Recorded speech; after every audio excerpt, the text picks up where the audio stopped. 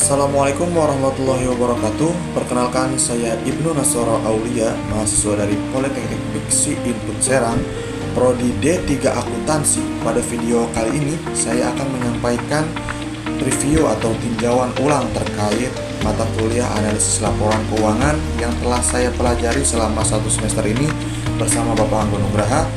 Tujuan dari video ini adalah untuk menyampaikan kembali pemahaman saya pribadi terkait mata kuliah yang telah saya pelajari, serta membagikan pandangan pribadi mengenai manfaat dari analisis laporan keuangan.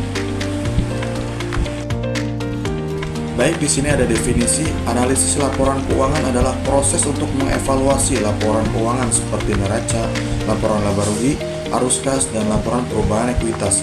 Tujuannya adalah untuk memahami kondisi keuangan dan performa perusahaan dengan lebih mendalam. Secara umum, tujuan dari analisis ini meliputi menilai likuiditas perusahaan, tingkat keuntungan, efisiensi operasional, serta tingkat utang atau solvabilitas. Teknik-teknik yang dipelajari antara lain analisis horizontal, vertikal, dan analisis rasio keuangan yang sangat umum digunakan oleh analis profesional.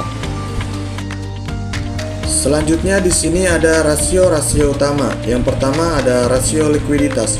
Rasio likuiditas adalah rasio keuangan yang digunakan untuk mengukur kemampuan perusahaan dalam memenuhi kewajiban jangka pendeknya atau utang lancar dengan menggunakan aset lancar yang dimiliki perusahaan.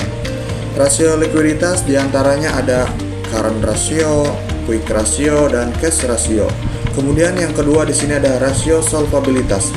Rasio solvabilitas adalah alat analisis keuangan yang digunakan untuk mengukur kemampuan perusahaan dalam memenuhi kewajiban jangka panjangnya, termasuk utang pokok dan bunga. Jadi, rasio likuiditas itu untuk mengukur kewajiban jangka pendek, sementara rasio solvabilitas untuk mengukur kewajiban jangka panjang.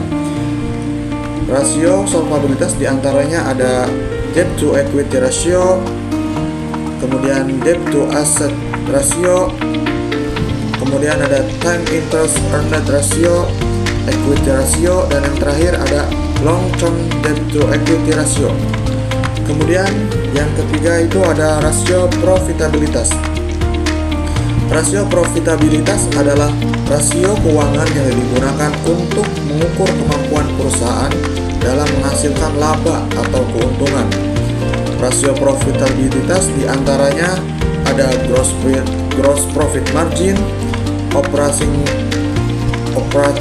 profit margin, net profit margin, return on asset, kemudian ada return on equity, dan yang terakhir ada earning per share. Kemudian yang terakhir ada rasio aktivitas.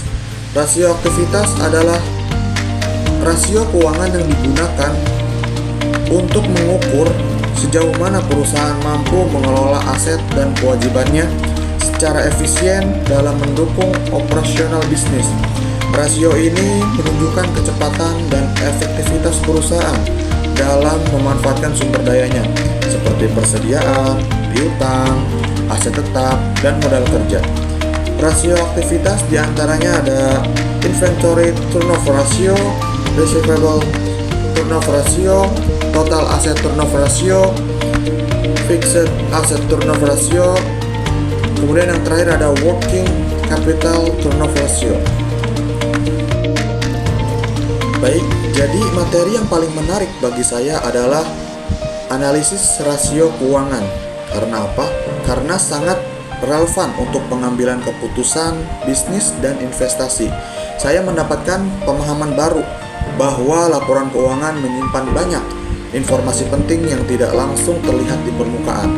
Manfaatnya sangat besar bagi karir saya ke depan, terutama jika ingin bekerja sebagai analis keuangan atau melanjutkan studi ke bidang akuntansi atau manajemen keuangan. Kesimpulannya, mata kuliah analisis laporan keuangan sangat berguna dan membuka wawasan saya dalam memahami kondisi dan kinerja perusahaan.